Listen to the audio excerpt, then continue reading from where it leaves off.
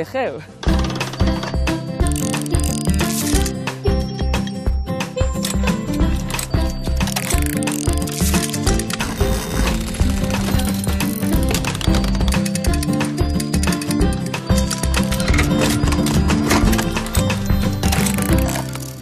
Eta ikasleekin, euskal filologoa zeu, institutoko irakasle izan dakoe, egin dituzu zeure bildumape bai, aurreta literatura umientzat, gaztientzat, egin dituzu zeure sortze lanak, poesia bildumak eta bai, lauaxetan lanak gauzasko egin da, miren, baina esan dakoe, liburu baten jarri behar, zeuk orain arte egin duzu lanaren, apostua zeure ikuspegi hori, ezta? Aurrekoak izan dira askotan, holan txorien moduen, ezta? Hemenan, beti literatura asko interesatu jat, baina irakurketatik abiatuta. Niri gehien gustatzen jatana irakurtzea da. Osea, ni irakurlea naz, gero izango naz irakaslea, emakumea, ama, ez da gizar, baina ni irakurlea naz. Eta nik uste dut idazle bat ere batez bere irakurlea dala. Irakurle nekaezina, horre irakurtzen dozu, eta irakurketatik, gero batzutan idazketa dator, eta beste batzutan ez. Baina gogoeta bat dator, zure bizimoduarekin, ingurukoekin loturak egitea. Eta bai, hasi nintzen, holan bilduma, edizio kritikoak egiten, Lauaxetaren olerkiena, edo Bizkaiko poesiarena, gero itzulpenak. Itzulpena da beste gauza bat asko interesatzen jatana, ze uste dute hizkuntzaren asko ikasten dela. Itzultzaileak asko ikasten da. Bueno, ni itzultzaile afizionatua, osea, garai hartan itzultzaile askorik ez egoalako eta holan hasi nintzen. Erakargarritasuna, hitz egingo duzu, jarriko duzu adibide bai, metamorfosia esaten baterako, Kafkaren eta barreta bar. Bai, horren itzultzaileak asko ikasten dau, baina gero gainera testu horrek eta itzulpen horrek referente batzuk dira. Ezke gu, edo ni behintzet, euskarazko referente barik hasita nago. Ni alfabetatu nintzen 16 urtegaz. 16 urtera arte etxeko euskera, baina enekian idazten, enekian hitzak banatzen. Eta orduan nire literatura universala eta literaturako idazle handien referente guztiak erderaz dauz. Da horre, itzulpen gintza oso importantea da, eta itzultzaileak zelan harrapatzen dauen hizkuntzaren tonua erabili behar dauen hizkuntzaren doinu hori, ez da? Hori guztia liburuan zematari mutur. Zemat gauza ditugu guk berbaitzeko gaur. Gaur batuko zaigu, elkarrezketara. Ez gara bakarrik egongo, persona berezi basuretzat. Jon etorriko da, Jon Kortazar, nire laguna da, eta hoberen ezagutzen dauen pertsona da, nire pentsamentuak entzuten dituena, berak hori dino. Da, lan handia egin dugu alkarrekin, lan handia edo lan asko. Pobreen arma eraiki, hitza eraiki eta esana osatu, horri zurian irudikatu, bestek irakurri, esan eta berrirudika dezaten. Miren, banik liburu eskuetan, baina zuk ez eskuetan... Bai. Baina ze bitxia eta ze derra eskuz idatzi duzula? Bai, eskuz idatzi neban, jarri nintzelako alako baten esan eban, baina hartu dute tonoa edo pentsetan dut badakidala nondik ekingo dutzodan idazteari. Aspaldian esate guztielako, ez dozu inoz idatziko irakurketaz eta egin dozuna eta ikasi dozun guztia eta holan da, nik gauza teorikoak egiteko. Baina lehenago argitaratu gendun ikasleakaz hau aitita mamen guda zibila. Eta hori idazten gengozala eta ikaslei esan eutzienean idatzi behar ebela euren aitita amamen gomutak, gerra zibilari buruzko gomutak eta holan. Prozesu horretan, gero amaitu gendunean, gelditu jatan utxunea bezala eta oin zer. Da, derrepente esanan, barriro ontsenago idazten hasteko moduen. Baina ez dute gure irakurketari buruzko beste liburu bat. Esaten dagoena irakurtzen da, ez da irakurtzen, zer dan irakurketa. hor ikusten neban faltazala, edo nik enebala inon ikusi, irakurleen euren gogoetak edo iradokizunak.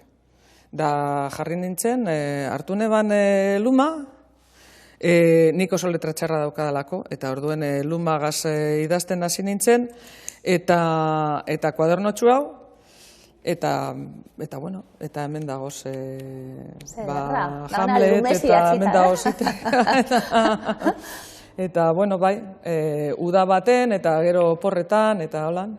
Miren, nondik hasiko gara kontatzen, bagabiltz hurbilketa egiten, baina liburuak ze gordetzen duen, ez da? Horren beste hari mutur eta interesgarriak, eta hitzaurrean bertan, lapurtu diozu Lupe Gomezi, esalditxu bet, ze ederra idaztie, eta azkanien irakurketa honek guztiak ematen duen plazerra, jakintza, jakinmina, eta bar, pobreen arma. Bai. Hori da Lupe Gomezen Kamuflaxe liburutik azken poema. Bueno, Lupe Gomezek badekoz poema batzuk diranak, ez dakit argi zerbait bezalakoak, ez da, txinparta baten modukoak, holan flash, de repente, 3 lerro edo 2 lerro, eta zabaltzen jatzu, hemen ikusi dut, eta irakurren eban hori, batek galdetu utzola, eta zuk zer idazten dozu, eta esaten dut, escribo donosos idiomas maravillosos, eta escribo a arma dos pobres. Bueno, hitza da, apurbet, ez da? Harrigarria, ez da, danontzat, guzti bat etortxe daukaguna. Bai, hori da, opari bat, doan da, danok erabili aldugu, eta ez jako inori kentzen. Eta ganera, erabili eta horrek, laguntzen dauzku eraikitzen mundu miresgarriak edo gogo eta sakonak egiten nahi duguna egin daikegu. Eta hitza erabili hartu eta benga, orea egiten dan moduen, ez da, taloa egiteko, mazitxu, bueltak emon horreri, beste buelta bat emon, bihurtu, eta esan nahiak atara, gogoek eta katara hortik, azkenean apurtxo bet hortik izan zen, eta... Horra hurbildu denak badakielako, baina kasu honetan, eta liburuaren aritik, nola bultzatu gazte bat irakurketara, irakasleen erantzukizun hori, gurasuena bai, eta inguruko nagusiena, edo ze puntutora arte, noraino behartu, baliabideek emon, hemen piztasko dagoelako, bidea egin, bide lagun izan, esku emon bide horretan, zergaitik erakarri gaztiek, irakaskuntzan, zergaitik erakarri gaztiek irakurketara? Bueno, niri irakurketak, zergaitik, arrazoi asko egonik, baina niretzako irakurketa da gogoeta egiteko modu bat. Holan, larritxuta gauza gehiegi agertzen direnean, gehienetan berritxarrak edo erdiegiak, edo fake news, ez dakiz zer da. Momentu baten dinozu, gelditu, hartu liburu bat, eta eguna hasteko liburu bat hartu, edo poema bat irakurri, eta ja beste ikuspegi bategaz hasten zara. Da, batzutan da, zeure burua antolatzeko, ez da? Gelditu eta hementxe hasiko naz, hementxe kokatuko naz, eta gehienetan irakurketa horrek gogoeta bat egitera eroaten zaitu. Leiho bat zabaltzen dutzu beste mundu batzutara edo beste arlo batzutara. Hasikeran pentsatzen ezen duena. Da, klaseak ere holan hasten dituen azkenengoko urteetan. Joaten nintzen, irakurtzen ari nintzen liburuegaz, edo poema liburuegaz, eta jartzen nintzen klasearen erdien, eta irakurri egiten eban poema bat. Da, hasikeran pentsatzen eban, ez ebala funtzionauko. Da, ensegida konturatu nintzen, jentea, baina aldatu egiten eban, egiten eban nola, gelditu eta isilik, zer irakurtzen dauen gaur. Irakurri, eta listo, beste barik, ez iritsirik, ez egaiti dan importantea, ez, entzun. Begiak itxi eta entzun. Nire gomendioa da Xochitl Frida, Pinto con dolor y mucho amor, izeneko liburua. eta da Frida Kahlo artista mexikarrari buruzko biografia bat, baina biografia desberdin bat da. Alde batetik idazlea Iñaki Márquez izeneko mediku psikiatra da, eta Iñakiren ikuspuntua ikusten da liburu honetan, mediku bezala. Izenburuko Xochitl Frida hori da, Xochitl da Fridari bere aitak horrela deitzen zion umetan, eta da beraien hizkuntza indigenako hitz bat, Xochitl, eta beraien hizkuntzan esan nahi du lorea. Eta gero, Fridak izen hori erabili du bere bizitzako etapa desberdinetan, besteak beste bere izaera, bere identitate indigena hori erreibindikatzeko. Eta, ikuspuntu desberdin bat izateaz gain, da oso ilustrazio ederrez jantzitako liburu bat. Beraz, horixe gomendioa. Egin dugu lehen berba, irakurketaren inguruen eta gaztien inguruen ditugun estereotipoi buruz, irakaskuntzarik irakurketa barik ez zule ulertzen, esaten zu, eta gero honek gogoetak proposatuko diguzulako bidai bat, obra klasiko batetik hasita, lehenengo irakurketa izango dana, gainera, ustez zaila, horri buruz ere galdetu nahi dizuelako, zaila, erreza, zer da hori, ezta? Eta gero, Virginia Woolfekin amaitu arte ekainien, ezberdinak eta gogoeta ezberdinetarako materiala ematen duten liburuek. Zergaitik behartu da hitza? Zergaitik bideratu esate baterako irakurketa klasiko bat egiten, gazte bat? Alde batetik behartu nik usteot erdi-zerdi. Hasten zara behartzen edo proposatzen edo horra aipatzen dodazan irakurketak edo irakurketa zerrenda hori da erabiltzen dodana edo erabiltzen ebana batxilleratoko lehenengo mailako literatura universalean irakurtzeko. Literatura universala zan gaia eta ezin dut ulertu literatura irakurri barik. Orduan, liburuen irakurketaren gainean antolatutako gaia zan. Eta apurtxo bet, urrenkera zera zan, kronologikoa. Gero, urteko urtaroekin batu neban, iruditu jatan irudi politxe zala eta holan. Baina klasikoak beste urte batzutan bere irakurri izan ditugu, osea, DBH-en bebai. Odisea adibidez 14 urteko ikasleekin irakurtzen eban. Moldatue, baina Odisea, edo Metamorfosia, DBH-ko 4. mailakoekin, 15-16 urtetako ikasleekin. Ez ingurua jarrita, miren, eta gerazkan izagun artien, hitz egin da talkarre entzun da hori ere erreibindikatzen duzulako, gazteak entzun behar dira, hotxik ez dutet entzun behar da, metamorfosiarekin gertatu dana, esate baterako orain, pandemia egoeran zer ondo ulertu dugun, ezta? Zer den gela baten barruen egotiet, dinot, aberazgarria, ari muturrasko dituena, ezta? Euren agotik entzun de... Ze askotan esaten duzu, klasiko bat ezke oso zaila da, baina zer da zaila izatea? Saiatu barriro, izan lehik edema bat edo lehia baten modukoa, ia. Zuk uste duzu hau irakurtzeko gai izango zarala? Ze agian zure gurasoak ez dabe irakurri. Eta pentsatzen duzu, holan pixka bate bultzatu edo kitxikatu, akuliatu, ez da? Eta, igual azikera, metamorfosiagaz adibidez, lehenengo lerroa irakurri, eta baina bihurtzen da, bihurtzen da somorro bat, eta ze somorro da? Ez dakigu, eta gainera idazleak ez eban nahi, somorro bategaz konkretuki lotzea, baina, eta gero, klaro, bihurtu da somorro, eta gero zer gertatzen da? Irakurri behar dozu, jakin nahi baduzu zer gertatzen dan, irakurri behar dozu, baina zer gertatzen dan horren eskutik gogoeta dator, eta ulermena gogoetari lotuta dator. Osea, ulermena ez da bakarrik ulertzen dut zer esaten dauen, eta hor gelditzen az. Hitz guztiak, hitzen esan nahia badakit eta hortxe gelditzen az.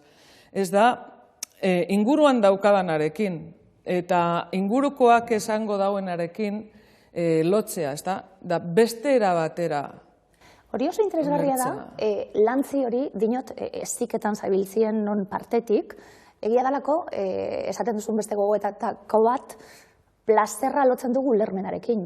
Ulertzen zunien, plazerra mandizu da, liburua gustatu zaizu, horrek neuribe gogoetara egin didalako, ez da? Bagoazelako gaur egun harineketan titularrera, klikera, eta orduen ulertzen zune, gustatzen zaizu. Baina, ze gogoeta egiten duzun ulermenaren inguruen bebai? Gogoeta hori dauela atzien, zeure burue gainditu nahi hori gauzasko dauz horren atzien. Bai, eta agian ez dakit, askatu behar dugu ideia horregaz, ez da, ulertzen duguna gustatzen jako, edo esaten dozunean, bueno, egingo dugu solasaldia edo, egingo dugu tertulia, eta bakotxak parte hartzen dago, eta, ze iritsi daukazu, niri etxeat gustau. Bueno, baina hori oso simplea da, esan zeo zer gehiago. Ez dut ulertu, eta orduan etxeat guzteu, baina ulertzen dozuna bakarrik gustatzen jatzu, orduan oso mugatuta dago, zure pentsakizuna oso mugatuta dago. Emoiozu beste aukera bat.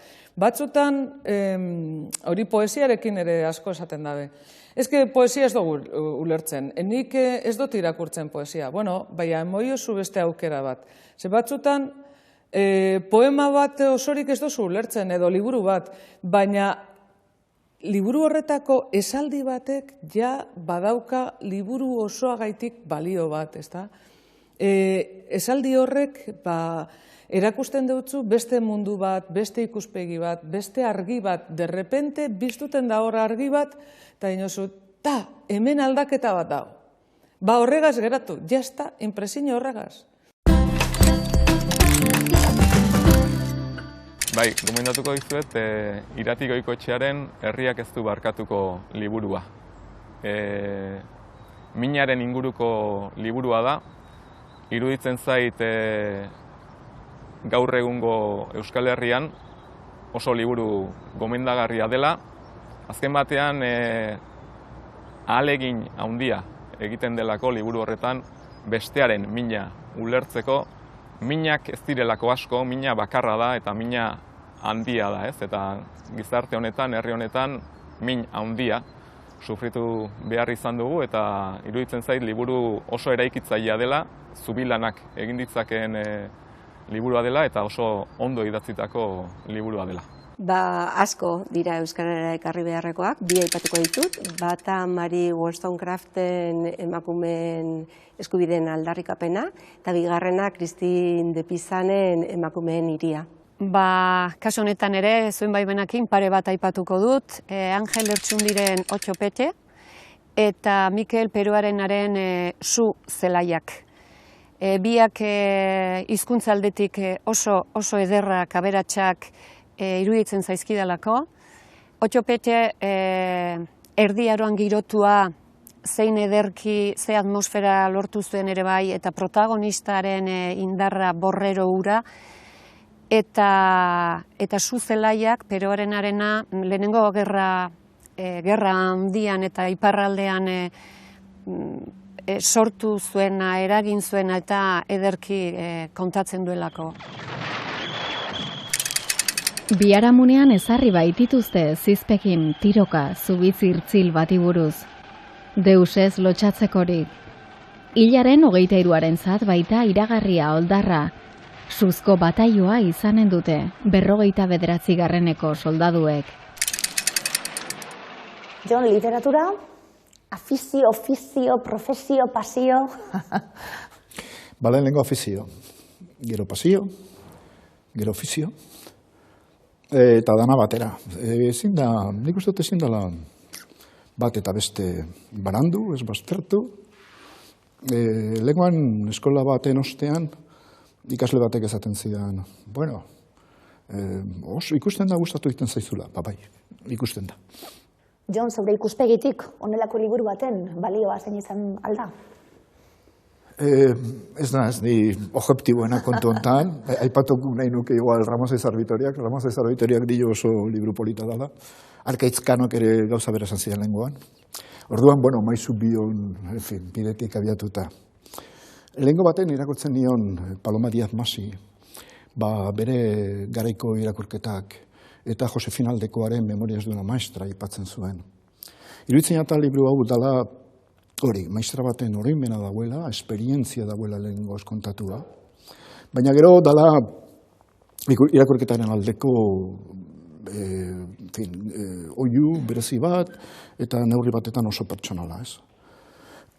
Aipuak, bai idazle nagusien aipuak agertzen dira, baina batez ere agertzen dira ikasleen aipuak, ez? Eta ikusten ditugu ikasleak, lehen da bizi, iritsi apaltxoak emanaz, baina pixkanaka helduz, eta irakurketari buruzko euren iritsiak agertuz, ez? Eta nik uste dut pertsona heldu batzuen iritsiak direla.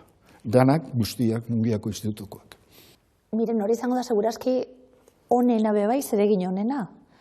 Hasieratik, lehengoko egunetik azken egunera, eboluzio izan duten ikasle horiek, zer da gehien aberastu zaituena zeu irakasle moduen? Bueno, bai, ikuspegi hori, bai. Askotan, lanean zauzenean eta irakasle moduen egunerokotasunak, beti esaten dugu, egunerokotasunak jan egiten gaitu. Da, lehen aipatu dudana, irakurketak aukera hori bere moten dago. Momentu baten, esan, zorrunbilo horretan nago, gelditu ingonaz, hartuko liburu bat edozein dala, batzutan aukeratuta dago, beste batzutan edozein dala, gelditu eta irakurri eta gogoetariekin, ezta? Egi esan, nik ikasleen eta irakurle gazteen evoluzioa eneban ikusi, ikerlari bat institutora etorri izan arte. Etorri izan ikerlari bat, Maite Santiago aipatzen dotor bere, berak ikerketa bat egin nahi ebalako irakurketak eta irakurketaren inguruko solasaldiek zelako aldaketa sortzen eben irakurleengan. Irakurleek euskerari buruz euken iritzian eta percepzioan. Ia hor aldaketaren bat edo hobekuntza bat egoan. Da, klaro, beste batek esaten dizunean, edo esaten deutzunean, hau egingo dut, orduen norbera jartzen da pentsatzen, hau bere badago. Eta beste ikuspuntu bat hartzen dozu.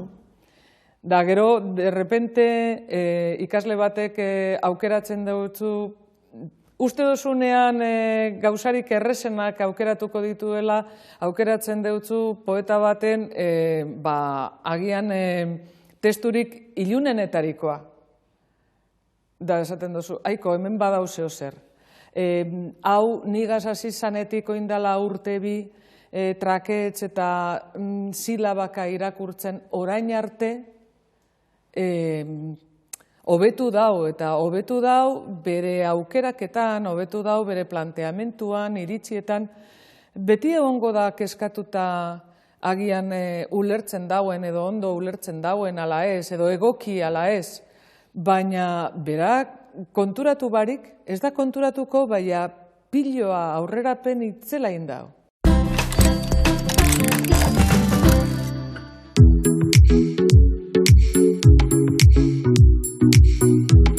Euskaldun bat marten izango litzateke Iñaki Zubeldiarena, eta gogoratzen naiz Zarautzen konkatzen zen historio bat da, eta Santa Armara mendian, plaza musikan, beti dendatik gertu orduan nolabait liburua murgiltzen itzan.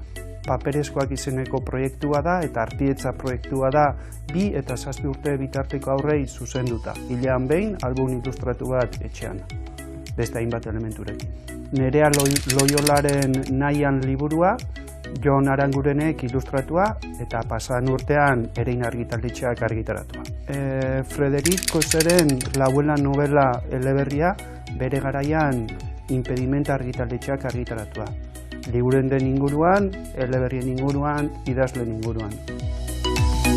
Gai hoietan guztietan euskararen egongo dalako, esan duguna zenbat ari ez da, liburuan eta zenbat gogo eta ezberdin, euskararen egongo dalako, itzulpen gintzalen aipatzen genuen ze garrantzitsua izan daiteken horretan bebai, aprobetxatuta Jon dagoela bere iritzia galdetzeko, irakurlezaletasun hori, danok daukagu, liburu egokia topatzie da, bultzatu alda, topatu alda? Dik uste bultzatu aldala, danok daukagun, pentsatzen dut, hitz egiten bere ikasi egiten da, irakurtzen ere ikasi egiten da. Eta pentsatzen dut literatura irakurtzen bere ikasi egiten dala. Beharrezko dira tresneria batzuk eskutan izatia. Eta badago gauzatxu bat beti izaten duguna ume txikiekin. Eta ume txikiei ez jake hitz egiten eure deuken mailan, baizik eta pixka bat gorago. Orduan, irakurketan ere nik uste dut hori beharrezkoa dela. Irakurri behar da gugandik gorago diren egileak, eta pentsatzen dut bidea dela pentsamentua zabaltzeko, pentsakizun berriak, iteko esperientzia berriak ere bai. Interesgarri hori, dinot, bidie, eta apurtxuet gora ujarrita, lehen apurrobet egon garalako ulermenaren eta konturren buruzko gogoeta egiten. Bai, hor, nik sarritan pentsatzen dut, ez? Askotan entzuten da, eske hau ez dautzete jarriko irakurtzeko ez dabe ulertuko. Eta zer dakizu ulertuko daben ala ez? Baten batek agian ulertuko dau. Eta ia arazoa dan noberak, helduak, irakasleak ez dauela ulertzen. Edo irakasleak dekola, pixka bat zailtasuna hori ulertzeko edo horra mundu horretara sartzeko. Egin daigune mustez, batera, hartu eskutik eta sartu daitezen batera hor, barruan, eta ia zelan ateratzen garan kanpora, bai alkarregaz. Da, zuk niri eta nik zuri lagunduta. Da, helduko gara ulermen batetara. Batzutan ulermena ez da helburua. Batzutan helburua izan daiteke zer sentitzen dozun horrekin. Nora eroaten zaituen horrek. Beste gogo batzuk zabaltzen dut zuzan. Ez dakite, adin bat daukagunok bizi izan gendun zentsuraren garaia. Gai honek ez direlako egokiak, besteak ezin direlako irakurri. Eta orain, zailtasunaren zentsura jarriko dugu, hau aldabe eta bestea ezin dabe? Eta hori guztia, ez dugulako esan, oroimen hori, generazio hori esaten gabiltz, baina hori guztia edertasun horrekin, segurazki irakurle moduen hori da gustatzen zaiguna bai, ezta? Etika eta estetika, esaten duzu momentu baten. Jasotzen duguna liburuetatik, ze baliogarria izan lehiken, geure burue zuzentzeko eta geure norabideak, geure izaera kritiko hori lantzeko eta estetika hori, edertasun hori. Bai, nik uste dut ontsa ipatu duzun eragina, esaten da, irakurketak eta liburuak ez dabela automatikoki pertsona hobeak egiten. Hori bere egia da, ez? Baina neuri berean esan behar da, badauela, eta sinisten dugula, batez ere, hortan gabiltzanok, hortara ibiltzen garenok, sinisten dugu, estetika bat, behintzat, nabaritzeko eginda dauela literatura, ez? Literaturaren edertasuna, nik uste dut ezin dela alde batera itxi. Lan hori dauela, atzien. Bai.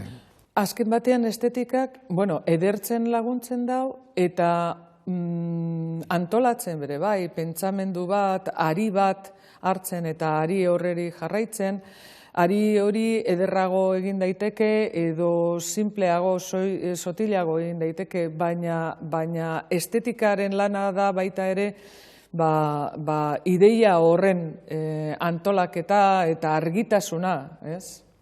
Nik uste dut dela estetikaren gaia lotuta dagoela historiarekin, horinik ez nuke inoiz alde batera itxiko, hau da, bizitza aldatzen bada, literatura aldatzen da. Behar bada, momentu hontan, Nuevo Yorken egingo dira, gure historiako, edo gure historia ondoen islatzen diren lanak, behar bada antxe egiten dira, baina guk gure lehiotik gehi berberak egin daikeguz, eta orduan, pentsatzen dut gure literaturak egingo duela baita ere gure garia erakusteko lehio bat zabaldu eta lehio bat erakutzi. Abentura hau, Maia bere gurasoekin Ameriketara doanean hasten da. Bertan lagunak egiten hasten da, eta baina hala ere, ailarekin lortuko du harremanik politena. Oso ondo pasako dute elkarrekin. Dena ondo doanean, mutiko batek, Natanek dantzaldira gonbidatzen du Maia. Eta horregatik, Anak bere klasekide batek begitan hartzen du. Une horretatik aurrera, neskatoa bullyinga jasaten hasten da. Eta horretaz gain, bere klasekide gehienak bere kontra jartzen dira, baita hilare. Eta inorkak idingo gote du? Nola gaindituko du Maiak erasoa? Liburu honek bullyinga kritikatzen du. Honek sortzen duen mina erakutsi nahi du, baita honi aurre egiteko behar den ausardia ere.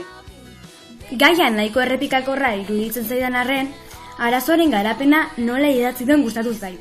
Gainera, liburua irakurteraza da. Maiaren pertsonaia izan da gehien gustatu zaidana. Benetan zintzuena bai da. Azkenik, liburua 10-12 urteko gaztei gomendatuko nieke begiak irekitzen lagundu dezakelako. Eta zu, Lagunarteko harremanez gehiago jakin nahi mozu edota liburua nola bukatzen den jakin nahi bali moduzu, eskuratu ezazu liburua eta gozazazu bertan dauden hitzetan murgilituz. Banaini liburuek zabalduta lehenengo aipuen oso zale, oso fana, miren eta zuriek ederrak diez, Borgesen hau, arrotuko dira besteak idatzi dituzten orrialdez, ni irakurritako ez nago arro. Pentsa ez duguna idatzi libururik, zuek behintzen liburu idatzita. Arrotasun hori, bai, irakurritako ez arro nago. Bueno, bai, arrotu behar irakurritako ez, idazle honen liburuak eta irakurri dugu zenean, edo idazle barriak, baina bide bat zabaltzen hasi direnak, eta geroago eta gehiago idatziko da benak, eta geroago eta hobeto. Ganera, Zubitebian bere agertzen ez dan batek, zer esango dago, arrotu egiten dela idatzitako ez, ez dugu hainbeste idatzi. Orduan, irakurritako ez, bai. Eta irakurritakoek egin dauzkuen eraginez, zabaldu dauzkuen aukeraz. Osea, nik irakurri ez banau, ene ban idatziko. Niretzako lehenago irakurketa da. Osea, beti irakurketak zabaldu dauztaz beste ate batzuk. Ni irakasleanaz eta literatura irakasleanaz irakurleanaz zelako. Misteriozko itzal batek estaltzen du 2005ean herriko etxe berdean jasotako zorigaiztoko gertaera. Kasua segituan itxi bazen ere, aguazilak ikerketarekin jarraitu zuen, eta karpeta batean gorde zuen bildutako dokumentazioa. Irakurleak erabaki beharko du informazioarekin zer egin. Ikastoletarako irakasle euskaldunak prestatu zituen espazioa izan zen erresidentzia. 1974an zabaldu zituen ateak Donostiako Gros auzoan eta hamarkada batez aritu ziren profesionalak trebatzen. Bi dira itsasabentura fantastiko honetako protagonista nagusiak, Itzalen dama eta Patxi Bakailu izeneko kapitain ausarta. Ale honetan, Zelanda berriraino joango dira, laino zuri handiaren lurralderaino. Irudiak Iñaki G. Olgadorenak dira. Uda susko itxaso baitut ibili, gerizpe atsegin bat nuela untzi. Lizardiren bertsoak esaten ditut buruan sarritan, gogorarazten dauztielako, gogoetaren urlasterrean egin nahi dudala nik ere bidea, irakurketa atsegina dudala untzi. Gogoeta gerota zailagoa dirudien garaietan, gizarte harremanak lotura komunikatibo eta komunitarioi esker diraute. Eta mundua berritxarrez eta etorkizunik gabe etortzen zaigunean, sarritan narrazioa izaten da urten bidea. Gure adimenak sormenaren bidez ikasten dauelako, kontaketak eratuz. Horregaitik deitu zon Aristotelesek kontatzen dauen, poetizatzen dauen adimena. Narrazioa gogoeta egiteko modu bat dalako. Gure kontzientzia antolatzeko egitura bat. Berritxarrak, gertakizun latzak, erdiegiak, gero eta azkarrago heltzen jakusenean, gogora ekarri nahi neukez, ona ekarri nahi neukez, nire ikasle gazteen gogoeta batzuk. Euren ustez, pentsatu egin behar da, zein garrantzi daukan liburu batek kultura osoarako, gizarterako. Irakurtzen eta solasaldietan askotan ideia txiki batzuetatik beste ideia ederrago batzuk sortzen direlako. Eta ideia horien hautsetatik emaitza askoz ere aberatsagoak. Eta batek esango leuke kaosa emoten dauela horrek, baina kaos horretan ere askoz ere interesgarriagoa da. Zeren ez gara beti gelditzen lehenengo emoten jakun azalpenagaz edo erantzunegaz. Eta hor dago gure solasaldi eta irakurketen puntua, alde interesgarria. Gure gazteak honela hitz egiten entzuten dugu zenean, zelan ez dutzegu ekingo irakurketari, gogoetari eta elkarrizketari.